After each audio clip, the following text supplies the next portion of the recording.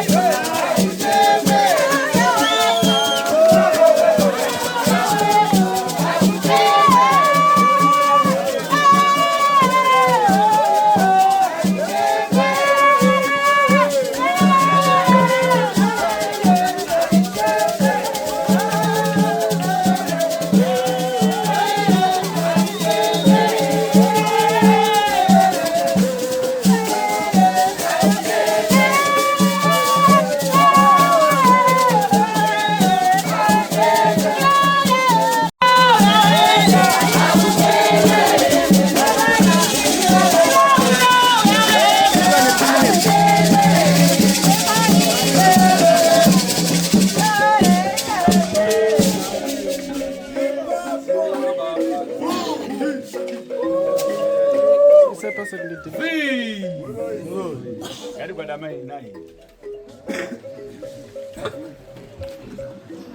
Nemukuru wenyika ndizvo nai. Zvatinotenda kuti haasi gaitirwa ngavaitire kune vamwe varogere kuitirwa nai. Mangwana zvakaitwa kwauri chatiro kudini. Andiro kutenda Robert. Wataiwa handingaende kumugesa gaitanga ndaka kuna sekuru ndokuti ndakamira newe ndizvo nai. Zvamunoziva kuti tikaenda pa YouTube paizi yaitanga ziva Play Media zvakatanga naye mukoma wake ari ku UK. Mukoma anobva auya ati uri kukanganisa basa ipe zvangu zvese akatorwa zvese makamera kubva foni kubva chii akasara achisangana chinhu munozinzwa asi ndakamti no zvazvinoita vanokuda vanhu kugona ukaenda kuna vanhu vanogona basa vanoita zvinhu zvokuti vanhu vaone. Akauya kwandiri ndikatanga kutengera kamera nefoni nechii ndikapa motikari kufambisa yanga iri diki haina idzazokura idzadzo vanhu vakuridzi yaifambisa kubva chienda kusvika pari nhasi. Aiye ukono kuona kuti maenda nzvimbo dzakakosha nzvimbo dzakadzika dzakaita sei achiita kuti iyemi muri panapo kuti muone kuti kuna sekuru tasvo maiona through apa yakunzi Zim News Robert Tafumane 9 azviro kuti anoyokwana sekuru chete ane zvimwe zvakawanda zvaanongoita zvinoita kuti vanhu muone kuti adza kuna vamwe vanhu vakatambura vachirwira kuti nyika inogara zvakanaka kuti mugare mugone kufamba ndonge nyika yakasununguka nai. Saka ndatenda Robert nekuya kwawaita ndagona unopanda kuti ndagwedzera mafuta epeturu kuti ugone kufamba funga wana vamwe vazukuru vaya pano kuzobatsirwawo vanotenda kuona kwauri kuchannel kwako vaiona nedzawaisa ndaona handina munhu wanaonaisa pasi pedhora vese navanoisa mabhurubhuru chete achikoisa mabhurubhuru chete. Saka ndoda kuti mwoyo wako zvawaita ramba wakadaro famba semakumbo wapiwa uchifamba sezvawangoita zambi zvakadaro nai pamanza Robert tinakomana dombira maanza vachiridza unoya wega pfuma yababa inoya yega yauya pfuma usingatarisire pfuma yedu yebaba andikazona yenyika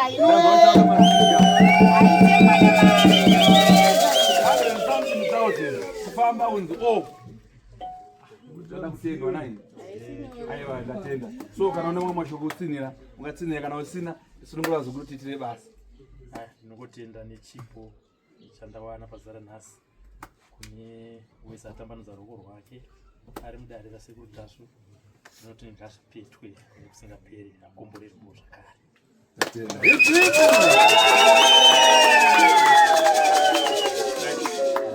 Anekuseri rokonaka ugara wamesa ungorokona iseri sina kuverenga chiswe mukati bozva kumana kuti vanenge vanosara avanongovazo ndeyepetuluka nefundo wapiwa fundo